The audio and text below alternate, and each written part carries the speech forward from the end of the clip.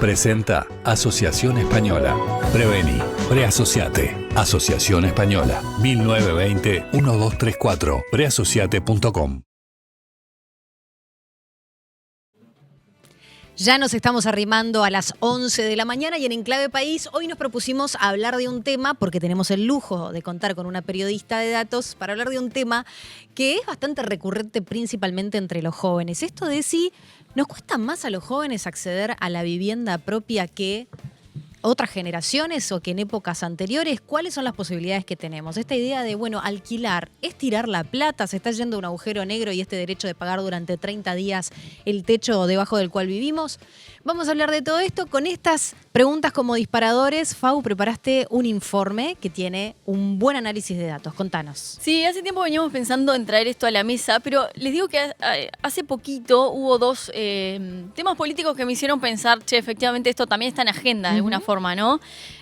Por un lado, hace poquitas semanas cuando la Intendencia presentó ese plan para redensificar Ciudad Vieja, me quedé con una frase de Cristian Di Candia, que es el subsecretario de Vivienda y Ordenamiento Territorial, que decía: queremos que la redensificación tenga como protagonistas a los sectores medios, y dentro de estos sectores hay una generación que por primera vez le cuesta acceder a la vivienda más de lo que le costaba a los padres, ¿no? Que es eso, que esta pregunta frecuente de la que hablábamos. Y también cuando trajimos al diputado Frente Amplista Gustavo González, volvimos a hablar del tema, ¿no? Su proyecto de monoambiente, de regular el tamaño de los monoambientes, efectivamente tiene que ver con eso también, Sí, que ¿no? vuelva a los 35 metros cuadrados y no a los 27, ¿no? Exactamente. Sí, cada vez se construyen más edificios como para viviendas también pensados para una persona, ¿no? Entonces, bueno, eso nos hizo pensar que estaba bueno traerlo acá a la mesa de Enclave País. Y además hay varios estudios internacionales que respaldan esto de cómo a los millennials acceden cada vez menos a la casa propia. Pero bueno, lo que quisimos hacer entonces fue ver qué pasa en Uruguay, ¿no? Y para eso nos fuimos a los datos. Nos fuimos a los datos, fuimos a ver algunos datos del censo, ahí los chicos nos van a ir pasando algunas placas, pero para empezar, según el último censo, el 57% de los uruguayos, de los hogares uruguayos declaran ser propietarios, mientras que el 25,4% declaran alquilar, ¿no? Mira. Ahí estamos viendo datos de son hogares y no son personas, ¿no? Que esto es una precisión importante porque no es que hay gente declarando esto, sino que dentro de un hogar puede haber más de una persona, ¿no? Un núcleo familiar, digamos. Es decir que según el último censo hay más o menos 1.373.000 hogares y entonces el 57% dicen que son propietarios. Pará, ¿qué pasa con el resto? Bueno, ¿Son préstamos, cooperativas? Exactamente. Tenemos creo que es 12% más o menos en cooperativas y también tenemos viviendas usurpadas también. Y bueno, hay un resto. Usufructuadas y hay un resto de también sin dato que arrojaba el censo. Pero bueno, ese dato de propietarios versus alquileres. ¿Qué pasa si vemos todo el territorio nacional, ¿no? Ayer miraba en el visualizador del censo, por ejemplo, en Montevideo los hogares propietarios son un 52%, pero si uno mira el interior del país, es un poquito más alta la cifra, ¿no? Ajá. Acá entramos también como en un debate sociológico de esto de, bueno, y la idiosincrasia de cada lugar, ¿no? La gente quiere... Y las posibilidades son distintos los precios en la capital que en el interior del país también. Totalmente. Pero en la mayoría de los departamentos del interior, los propietarios estaban cercanos al 60%. Y lo otro que les traía es un dato también del censo, que es esto de los hogares unipersonales, ¿no? Según el último censo, el 28% de los hogares son unipersonales. Esto quiere decir que vive una única persona en el hogar. Y esto es una cifra que va en aumento, lo hablábamos también con Gustavo González, es una tendencia social que va en crecimiento, cada vez más gente vive sola. Y que se refleja en el mercado por la demanda precisamente de viviendas monoambiente o de una habitación, ¿no? Exactamente. Vamos a ver, si les parece, algunos precios que estuvimos recogiendo de Inmuebles Data, que es un proyecto del Gallito Luis, que lo que hace es evaluar, bueno, lo que hay en el mercado en cada mes del Gallito Luis y dice, bueno, cuánto sale en promedio entonces un monoambiente, cuánto sale en promedio un apartamento de un dormitorio, cuáles son los barrios más caros, cuáles son los barrios más baratos. El promedio, entonces, el precio promedio de un monoambiente en Montevideo en dólares en junio a la venta estaba en $120.000 y apartamento de un dormitorio en Montevideo costaba unos $159.000. A mí estos valores me duelen y me parece además que va más allá del bolsillo de cada uno, sino también teniendo en cuenta los ingresos promedios en Uruguay, ¿no? Totalmente, totalmente. La verdad que son precios muy altos. Y creo que esto de lo que hablábamos antes de cómo también la vivienda unipersonal también complica la jugada, ¿no? Porque no es lo mismo decir, bueno, voy a acceder a una vivienda de a uno que de a dos, entonces eso también, pero bueno, ya es lo que decíamos, un debate también que es muy sociológico, ¿no? De cómo se comporta la gente hoy en día. Tenemos también los precios de venta por barrio, no vamos a repasar todos, pero les tiro así algunos. Sí, y igual me llama la atención, porque creo que en el imaginario de todos tenemos como que Punta Carretas o Villa Viarris puntualmente es el metro cuadrado más caro, pero estos valores que tenemos acá dicen otra cosa, por lo menos en este momento. Exactamente, a mí me pasó exactamente lo mismo. El metro cuadrado en Parque Rodó estaba en 4.478, era el más alto. El análisis era para junio y, como les decía, contempla la venta del Gallito Luis. Puede ser que también varíe mes a mes y se muevan un poco en el ranking, pero por lo general se mantienen, ¿no? Estos 10 son los que por lo general siempre aparecen y en contraposición los más baratos también, ¿no? O sea, si vamos a ver el metro cuadrado más barato en Montevideo, bueno, tenemos por ejemplo Colón en el entorno de los $1.000 el metro cuadrado, Peñarol, bueno, sí andan todos en el entorno de los 1.000, y Maroñas, por ejemplo, que es el de más abajo de los más baratos, está el 1.400 el metro cuadrado entonces para comprar. Bien, aquí en Montevideo. Hablemos de alternativas para acceder a la vivienda, ¿no? Si uno quiere comprar. Sí, una de las alternativas tiene que ver con el préstamo hipotecario, ¿no? Es, bueno, cuando la gente dice, bueno, quiero efectivamente acceder a la vivienda, pero como tú decías, el salario es muy bajo, no tengo la plata, bueno, puedo acceder a un préstamo hipotecario, ¿no? No, y capacidad de ahorro, ¿no? Totalmente. Entonces estuvimos mirando ahí en los simuladores de los bancos, ¿no? Los bancos tienen estos simuladores que te dicen, bueno, ¿cuánta plata tenés? ¿A cuántos años querés financiar? ¿Cuánto te va a salir la cuota? Y tenemos unas características que son bastante comunes a los principales bancos, ¿no? El plazo mínimo de financiamiento suele ser a 30 años. Esto es importante, ¿no? De la vivienda no te financian todo, te financian un 80 a un 95%, dependiendo del banco. La edad mínima para acceder es 18 o 20 años y la máxima es a 75, es decir, que te dicen, bueno, te lo financio cuando tengas 75 años, tenés que pagar la última cuota, por ejemplo, y la tasa, que es lo que a todo el mundo le importa, ¿no? Suele estar entre 3,75 a 4,5%. ¿Cuál es el ingreso mínimo del núcleo familiar? Esto también varía dependiendo del banco, pero más o menos unas 10.000 UI, que estuvimos viendo que es cercano a 66.000 pesos más o menos. Eso es el mínimo, ¿no?, que piden. Y lo otro que es interesante es la relación cuota-ingreso, que está en un 35%. Esto quiere decir que te dicen, bueno, si tu ingreso es tanto, la cuota que vas a pagar mes a mes no puede ser mayor al 35%. Bien. Y otra cosa que me parece interesante señalar acá es que, porque uno cuando a veces escucha a la gente que dice, bueno, yo quiero acceder a un apartamento que vale tanto, entonces hago la división. A 20 años, a ver cuánto voy a pagar de cuota. Pero hay que tener otras cosas en cuenta, ¿no? Porque cuando uno va a sacar estos préstamos hipotecarios, hay otros gastos, ¿no? La cuota incluye también algunos gastos como seguros de incendio, seguro de vida, hay una tasa de control regulatorio también. Hay honorarios del escribano, por ejemplo. Entonces, bueno, también a tener en cuenta cuando uno va a sacar un préstamo hipotecario, y también cambian si uno es cliente del banco, si uno es ahorrista, si tiene tal plan o cual plan. Ahí también cambia un poquito cuál es el beneficio o no que tiene. Y después, para cerrar, y ya vamos a recibir a un economista que nos va a bajar a tierra todo esto, también están las opciones del Banco Hipotecario y de la Agencia Nacional de Viviendas, ¿no? La Agencia Nacional de Viviendas tiene distintos mecanismos de acceso a la vivienda, como compra, construcción, uno puede ser parte de una cooperativa de vivienda, también opciones para alquiler, pero bueno, en compra están los llamados a vivienda, ¿no? La ANB hace estos llamados, dice tengo tal vivienda disponible y uno se puede postular si cumple con los requisitos, y también están los remates extrajudiciales. Pero bueno, si les parece, para conversar sobre todo esto y hacer las preguntas a la persona que sabe, yo solo traje los datos, vamos a recibir al economista Miguel Macelaro, es economista uruguayo, formado también en vivienda y trabajó como asesor, ahora trabaja en la UDELAR, pero trabajó un tiempo también como asesor para la ANB. Así que, Miguel, bienvenido, gracias por estar acá. Hola, ¿qué tal? ¿Todo bien? Bueno, Miguel, Bien. Para arrancar te queríamos preguntar, veníamos hablando algunos datos de Uruguay. ¿Te parece para empezar que es cierto esto de que a cada vez más jóvenes les cuesta efectivamente acceder a la vivienda propia? Bueno, seguro que a los jóvenes les cuesta más que al resto de las edades.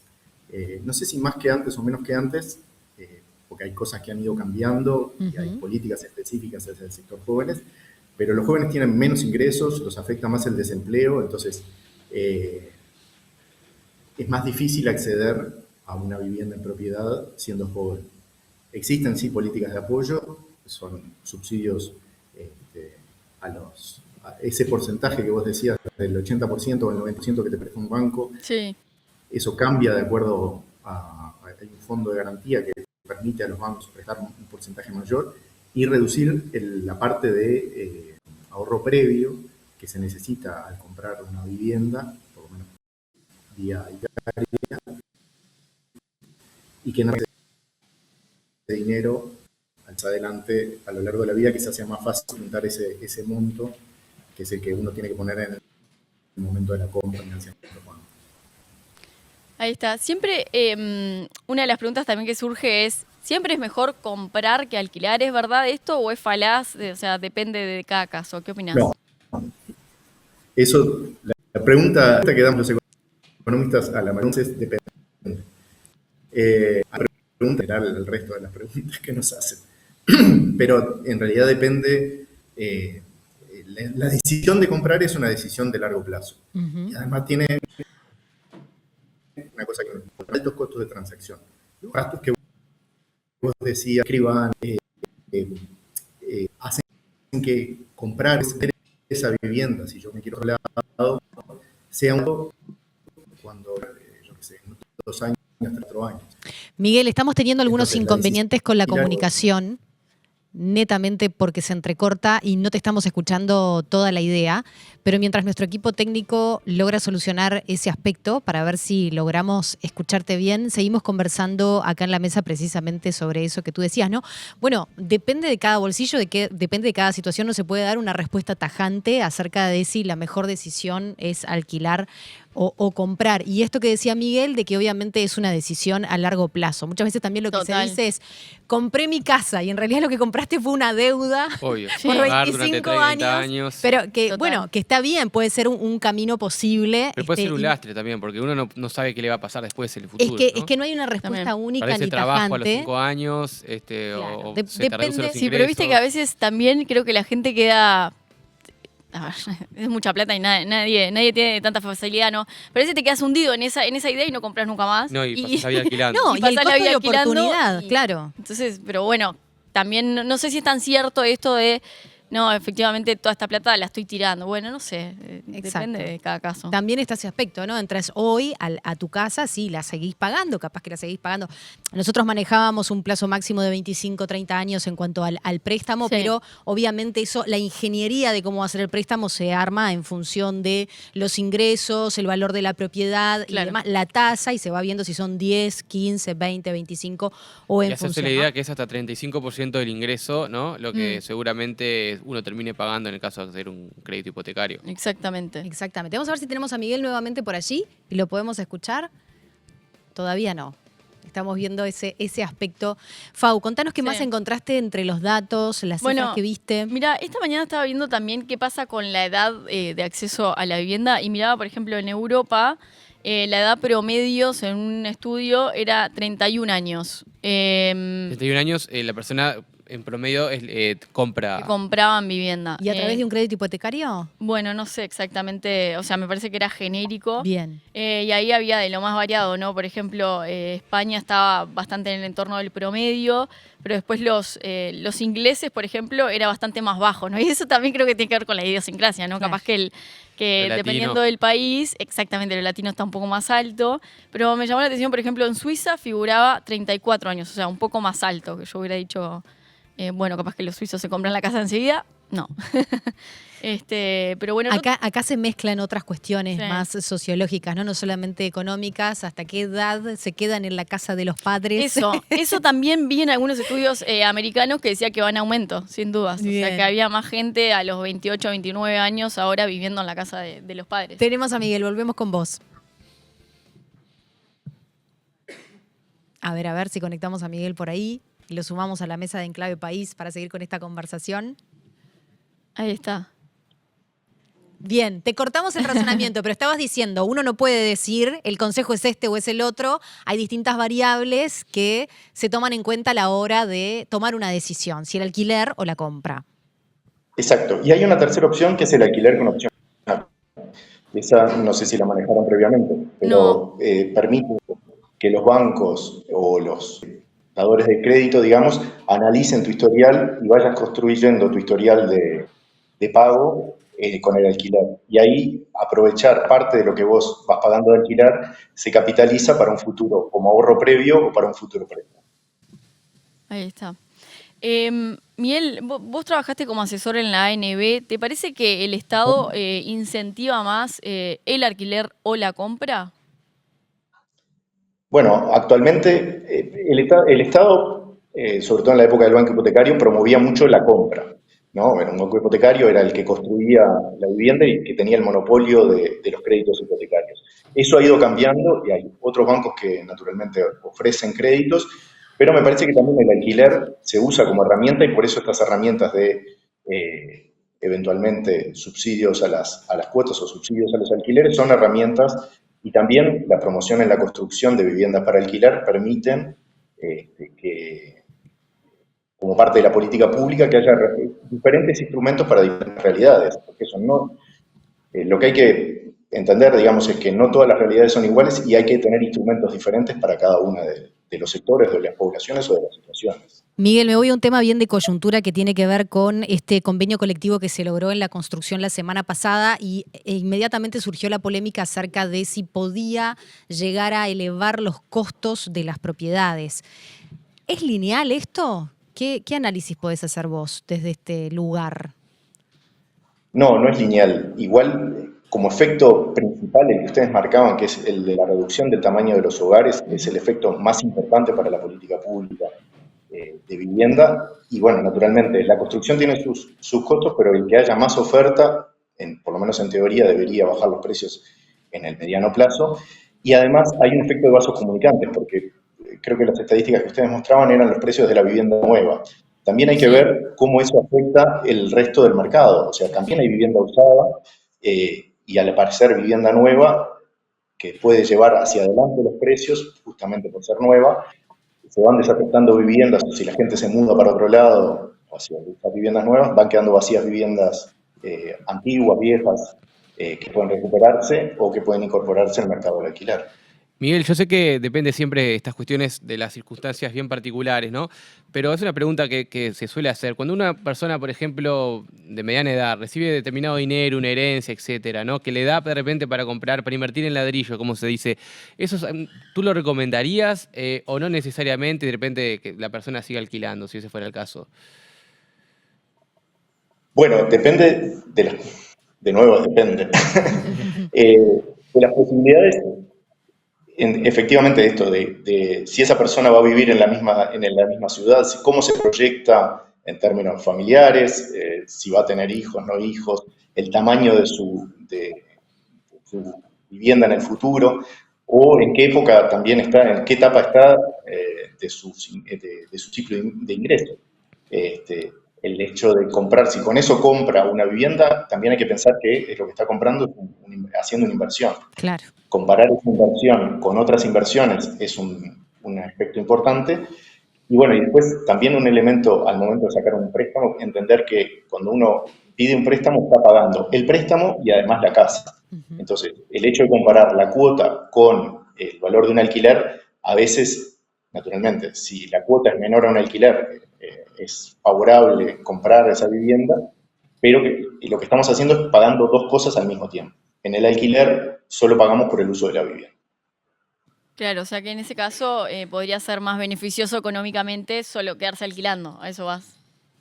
Claro, si por ejemplo con esa plata hago una inversión que me permite un rendimiento mayor, podría ser un negocio.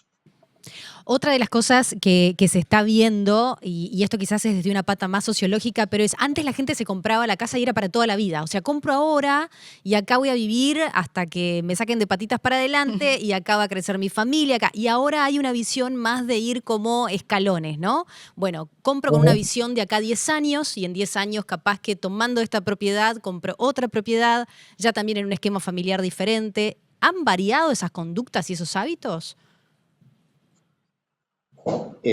Seguro, pero depende de qué sectores. El hecho de construir la casa en el fondo de la casa de los padres sigue siendo un camino, por lo menos en Uruguay, pero también es cierto que hoy se accede a viviendas más pequeñas y que quizás el acceso es más fácil acceder a un monoambiente, como hablaban, que a una casa de más metros o un apartamento de más metros. Depende. Y creo que la gente tiene en cuenta al momento de decidir esto de que no va a ser para siempre o qué tamaño, o sea, el modelo este de salir de mi casa, no sé, casarme, tener hijos, etcétera, es un modelo que cada vez es menos habitual. Clarísimo, Miguel. Bueno, muchísimas gracias por haber estado con nosotros conversando acá en la mesa de Enclave País. Feliz cumpleaños. Gracias. Estaba Un atento abrazo. desde temprano. Un abrazo, Miguel. Bueno, nos... Presenta Asociación Española. Prevení. Preasociate. Asociación Española. 1920-1234. Preasociate.com.